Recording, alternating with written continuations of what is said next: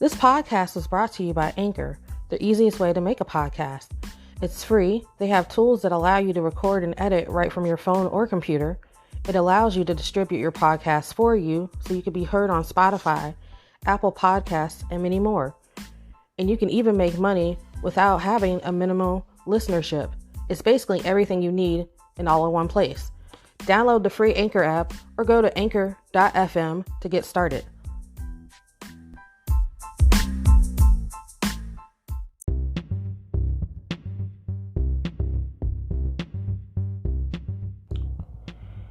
Hey y'all, it's Daisy Kane here, and welcome again to another episode of the Awkward Black Nerd Podcast. Hopefully you guys are staying safe out there and doing okay. I know I'm trying to. I'm still feeling like a little under the weather and stuff, but I'm going to try to power through this podcast. And I'm actually going to try to do something a little different today. I'm actually going to try to match, I guess, the topic is going to kind of try to match like the actual title of my podcast, like Awkward Black Nerd stuff. I know in the past I've talked about mental health stuff and I've talked about personal stuff, but now I want to talk about something else that's near and dear to my heart, and that's like comic books and things like that. And I'm actually going to be talking about a movie that I watched the other day while I was working out at home. It's a movie that's available on sorry, my throat's kind of scratchy, so forgive me. It's a movie that I know it's available on Amazon Prime right now, and like it's been out for like years now, and I know it's kind of like a cult classic to some people, and like to other people it's kind of like a terrible movie, but I personally think that it didn't get a fair chance. Is it a great movie? No. And it's definitely not like on the same caliber as the rest of the movies in Marvel, because it is a Marvel movie I'm talking about technically. And the movie I'm talking about is Daredevil. It was starring Ben Affleck, Jennifer Garner, Michael Clark Duncan, Jon Favreau, and Colin Farrell. So like, you know, it came out in 2003, and I always thought that it got a bad rap. I mean, was it a great movie? No, but I feel like it shouldn't have gotten all the flack that it did. And I guess in this episode, I'm gonna actually try to give this movie a fair shake, like a fair chance, and I'm gonna try to point out some of the redeeming qualities and just explain why I enjoy the movie so much. All right, so let me just go into it and give like a couple of facts. It was directed by Mark Steven Johnson. He was also responsible for directing Ghost Rider, which, if we're gonna talk about terrible comic book movies, that one was a terrible comic book movie in comparison to Daredevil, I personally think. But I know he also wrote the Grumpy Old Men series, and he also wrote Christopher Robin. So, and like I said, Daredevil was released in 2003, and it was released with like mixed reviews. Like some people gave it praise for like certain things, but they got like flack for like some of the acting and other things, but I'll go into that later. And personally, on another side note, the director's cut was actually released like a year later, and I actually got more acclaim. I know it was like added like content to it and it had like a different storyline and stuff, and some people prefer that over what was like the film release. And let's see, some other random facts is actually Vin Diesel was considered for the role of Daredevil before Ben Affleck, but I think he dropped out because he had another project. And plus, like, Ben Affleck showed interest in playing Daredevil for a while. He actually said he used to read the comic books and he's always been a fan and stuff. So, and then actually for the role of Elektra, they were actually considering other actresses like Lucy Liu, Salma Hayek, Jessica Alba, even Katie Holmes, which I thought was kind of weird. But, you know, I think Hollywood, you know, they have a tendency to just throw like a bunch of, you know, A-list names out there at the time. And, you know, they were there before they, you know, picked Jennifer Garner. And another fact is that this movie was actually shot in downtown LA as opposed to like Hell's Kitchen, where Daredevil is like based in. And one thing I will say is that you could tell that the directors did their research, because they drew a lot of their inspiration from the Guardian Devil storyline. Like, for example, like they pulled certain scenes like straight out of the comic book. Like the movie starts out, which I thought was like an excellent scene, like where you see Daredevil like hugging like the Catholic cross and he's bleeding and stuff. So, and then another fact is that they were actually going to plan a sequel to this movie, but because I think after they released this, they released Elektra because like they felt that they could, like, I guess they felt the character was like, you know, popular enough that they could give her standalone movie before they did the sequel. But of course we could see that her standalone movie Elektra was absolute garbage. So because it was a commercial failure, they decided to like not even try to bother with a sequel to Daredevil. Although if you could see in the end, they kind of like set up for like a sequel, but you know, it is what it is. But luckily we did get the TV show. Excuse me, I'm trying to clear my throat. We did get the TV show back in 2015, and you know, the rest is history. So I personally like the movie. Like I said before, it's not a great movie as opposed to comic book movies. It's not up there with the rest of the MCU. I mean, technically it's not in the contingency of the MCU, but it was still a decent movie for like for the era, like for that particular time, like the early 2000s. Like I personally like that the tone of the movie, like maybe it didn't sit well with other audiences because it was kind of dark, but that's kind of how Daredevil's comics always are. They kind of always had a darker tone. So I like that the movie kind of stuck with that a lot.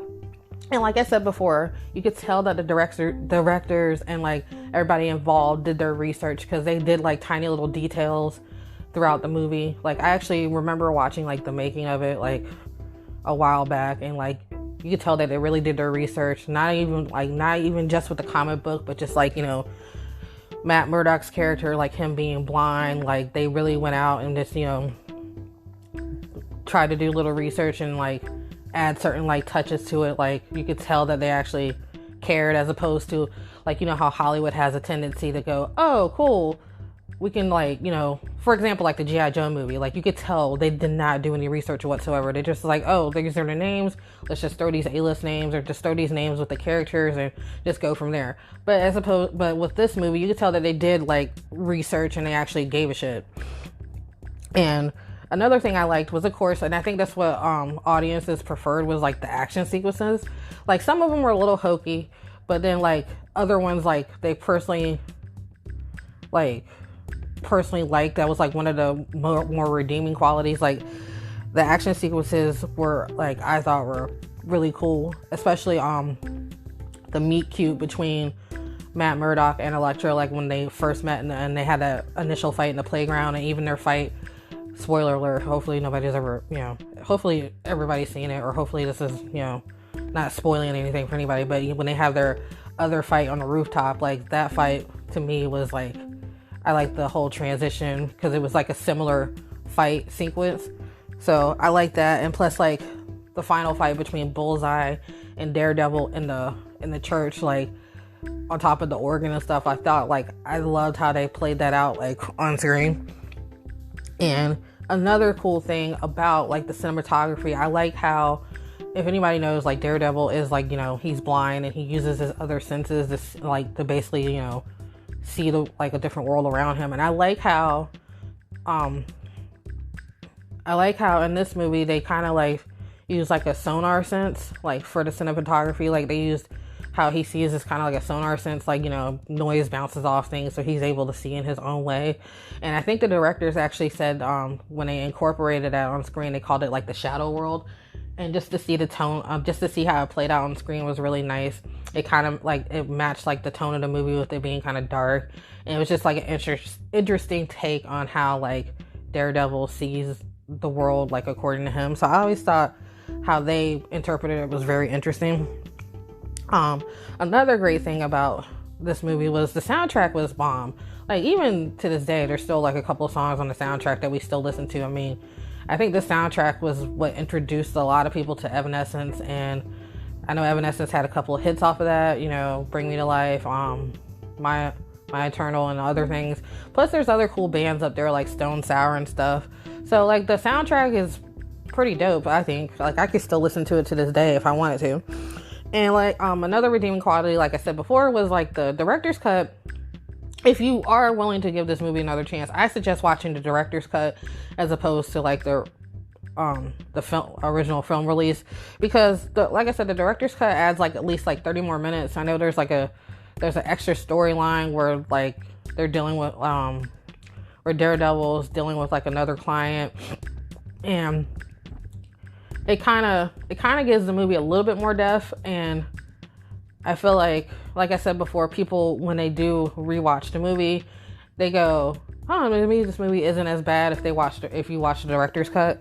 So I highly suggest watching the director's cut. I mean, I think you can probably find it like, I don't know, through Amazon, or like, you know, if you randomly still buy DVDs, or I don't think anybody buys DVDs anymore, but if you still buy Blu-rays and stuff, I'm pretty sure you can come across it or something.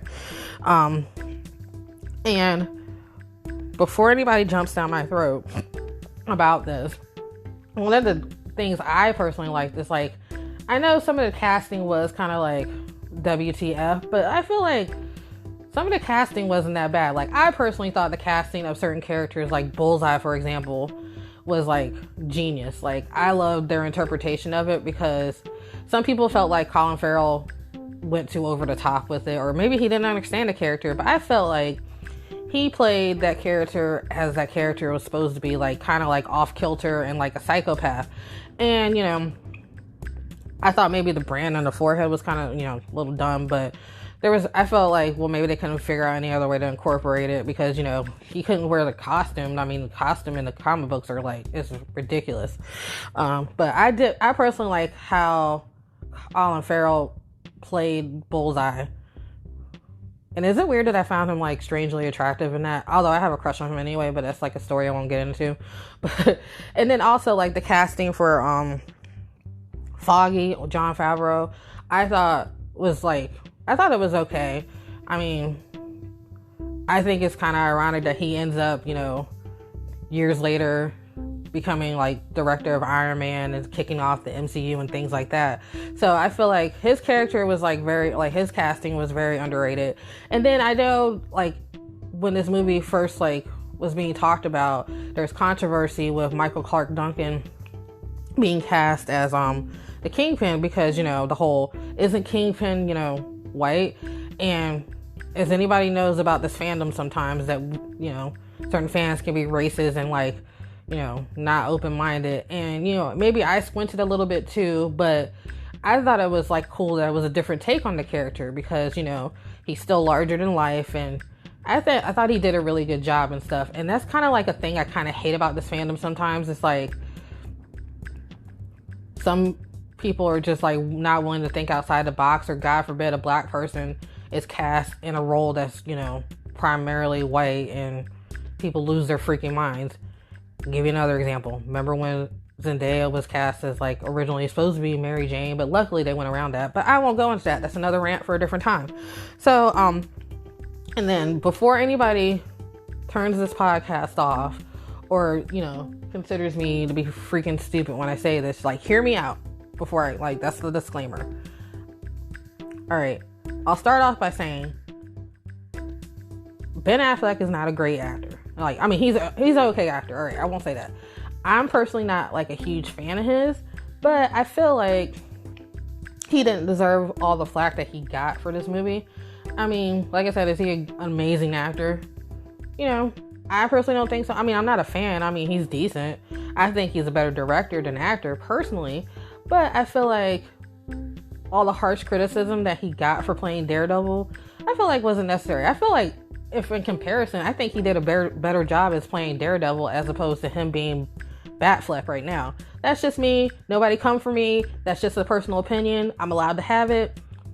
But, you know, that's just my opinion. Now, if we're going to talk about, you know, weird choices for like casting and stuff, I personally think and I'm going to like what I dislike about the movie now. I personally think them casting Jennifer Garner as Elektra was kind of like off-putting for me. Like, if we're going to complain about like, you know, bad choices, let's talk about Jennifer Garner as Elektra. Again, don't come for me for this. I get it. They probably cast her because, you know, she did Alias, and it's it's shown that she could do action scenes and stuff. But I feel like if they were going to try to stay true to the comic book, I feel like they could have cast somebody with a little more exotic qualities, I guess. And I mean, there's no doubt that both Jennifer Garner and Ben Affleck had chemistry on screen. I mean, for F's sake, they started dating and they got married like right after that. I think that's how they met. And the rest is history. But I feel like personally, they could have cast somebody else. Like, I just never could see her being Elektra. Like, I'm a huge fan of the comic books. Elektra is like one of my favorite like comic book characters.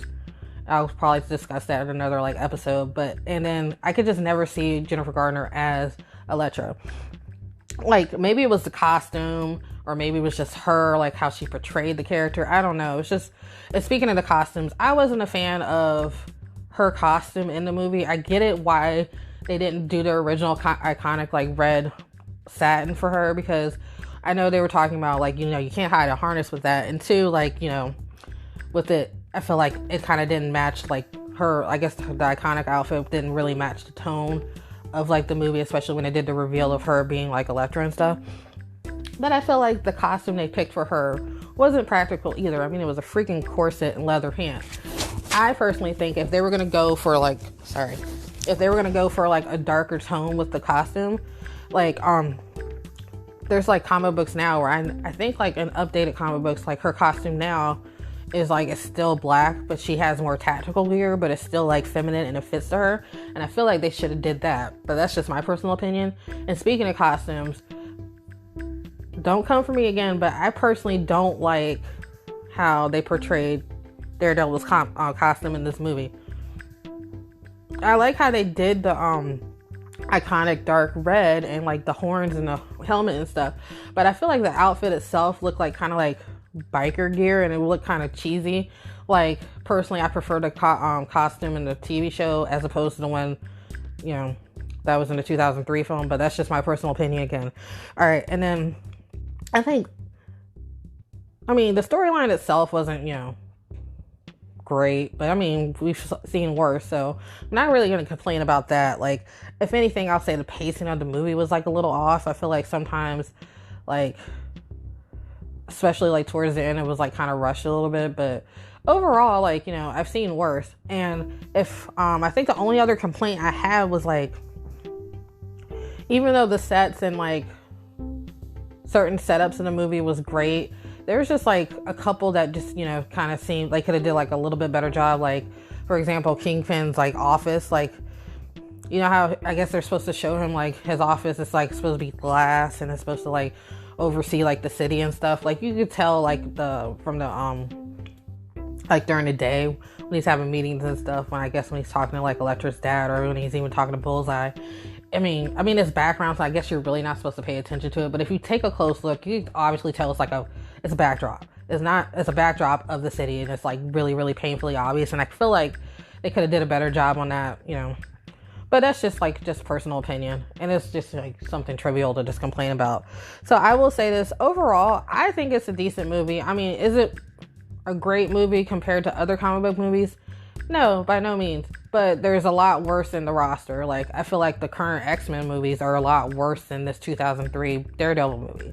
And maybe, like, and obviously, like, the TV show was better with, like, Charlie Cox and all that stuff. And I really am disappointed that, like, the show got canceled and they're not moving forward with, like, keeping that character. Although, with Kevin Feige finally redeeming all the rights to have, like, that and Jessica Jones and Luke Cage and stuff. So it would be nice like to finally bring those characters to the MCU, but as far as I know right now, they're not going to. I know we were all trying to rally to have like Daredevil be Peter Parker's lawyer in the next Spider-Man movie, and who knows, maybe he'll pop up or something. Hopefully, fingers crossed. So and I personally think maybe this Daredevil movie could have been better received by audiences if it was released maybe like a little bit later. I don't know, who knows? Because you got to think, around that time, comic book movies were still kind of like, people were still on the fence about them. I think around that time, like, people were only getting behind like X-Men, and then not 100% sure if Fantastic Four came out yet, but yeah, it was still around that time where like people weren't 100% behind like comic books yet. Is because this was way before like Iron Man came out and proved that it could translate well on screen. So I feel like maybe if it got released maybe around that time, like, or if they had the rights and they could have like introduced those characters into the MCU, like this character to MCU, maybe it would have played out better, but who knows? That's just speculation. So like I said, overall it's a decent movie. I feel like if you get a chance, you should just rewatch it again just to give it a fair chance. Like I said, overall it's pretty decent. Like, it's a good watch. It's pretty quick. And that's pretty much it. Like, I might discuss like Elektra in another episode, but I don't know if I can watch that again to get any redeeming qualities. Because at least with this, I felt like there's redeeming qualities. Because I could sit there and watch Daredevil like randomly, like one day, like we're in the house like one weekend and we're bored. I'm like, I'm bored. There's nothing to watch. Or, hey, let's just put on Daredevil. And like, I'll be like, okay. Now Elektra, on the other hand, I'll be like, you have to talk me into that. So, that's pretty much it. I'm going to wrap this up. And I'm actually thinking about trying to do this more often, where like I could find movies that are cult classics or movies that aren't necessarily like well perceived, but I personally like, because I have weird taste in movies. Anybody knows me. So I might do this again. Maybe you guys can suggest like movies I could give a fair chance to, or, you know, better yet, please don't be afraid to DM me, because I would really like to start doing like question and answers with anybody who listens to this. You can DM me on Instagram or on my Facebook, or you can send a message to the Awkward Black Nerd Podcast at gmail.com. And that's pretty much it. I'll probably go into more details because I would love to do a Q&A like over the holiday break. I'm gonna probably record one last episode and then do the Q&A before the holiday break, and the maybe the Q&A will be my season finale. I'm not 100% sure, but for now I'm gonna let you guys go. Have a good rest of your week. Make good choices. Be kind to each other. Kindness is gangster. I've told you guys that in the past. And just stay safe out there. Winter's definitely coming, so you guys stay warm. I know I'm gonna try to. It's trying to snow here where I'm at right now. Luckily it's just flurries, but still it's cold as AF outside. So talk to you guys soon. Bye.